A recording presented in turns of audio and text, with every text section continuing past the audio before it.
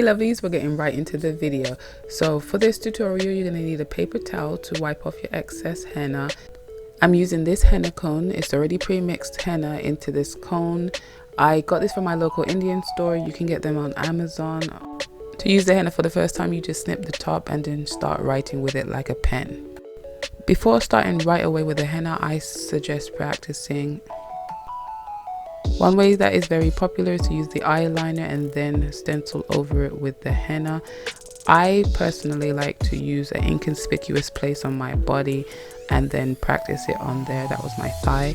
I thought of this when I was recording the video, but maybe to get a glove and try it on the hand. This can help you get used to applying henna to your hand. Even though I said you use this like a pen, you have to apply certain pressure to get different amounts of henna out. So this is good practice for anyone who has never hennaed before. Now, one thing you can do before practicing is looking for an easy design online. There are videos on YouTube that you can search up and they'll show you exactly how to do the easy beginner friendly design.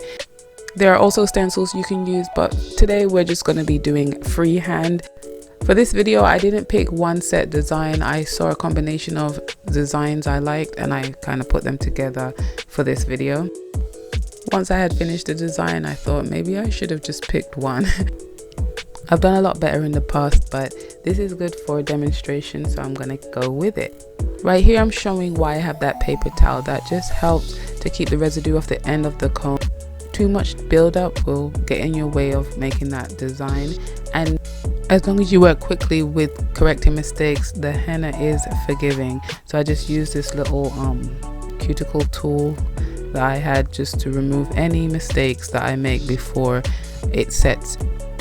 Now, henna tattoos usually last between 1 and 4 weeks, depending on that quality, I guess.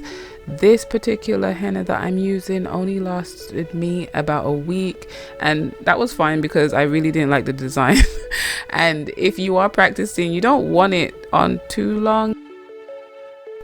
One thing to note with using the henna in an inconspicuous spot to practice with first, leave it there for at least a day. Just a day after you've done the henna, just leave it and make sure you don't have any allergic reactions to the henna.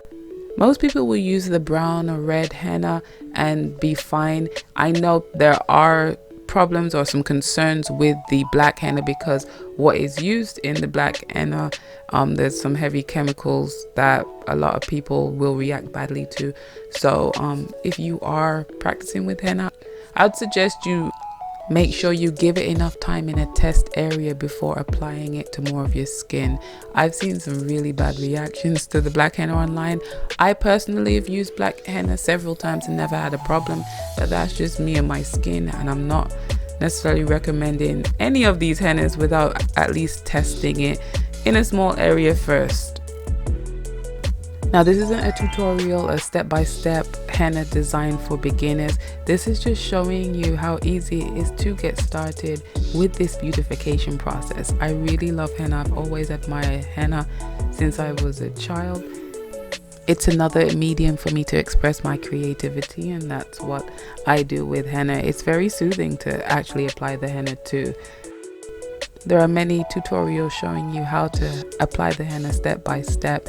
I can link some in the description bar when I find them online, but some of them can be really intimidating. That's why I'm just making this one.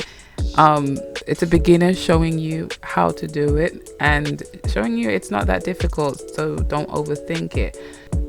The henna is very forgiving no matter the design. Just remember to have fun with it. At less than $3 a cone, there's a lot to practice with.